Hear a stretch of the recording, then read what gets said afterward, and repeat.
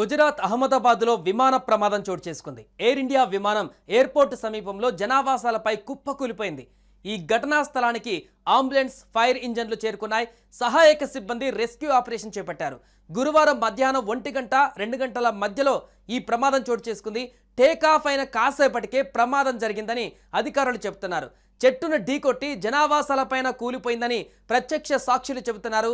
విమానం లండన్ వెళ్తుండగా అందులో 242 మంది ప్రయాణికులు ఉన్నట్లుగా సమాచారం.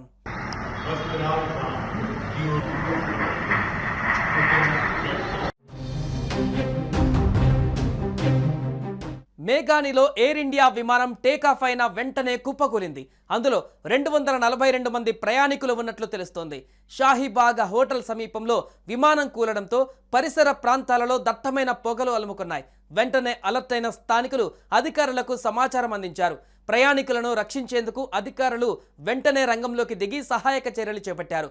బాధితులను హుటాహుటిన ఆసుపత్రికి తరలిస్తున్నారు.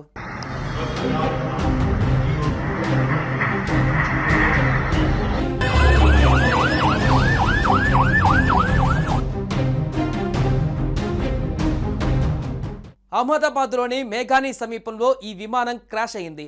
ప్రమాదం తర్వాత ఆకాశంలో దట్టమైన పొగ వ్యాపించింది. టేకాఫ్ కాగానే విమానం కుప్పకూలింది. సంఘటనా స్థలానికి చేరుకున్న సహాయక బృందాలు మంటలను ఆర్పేందుకు ప్రయత్నిస్తున్నారు.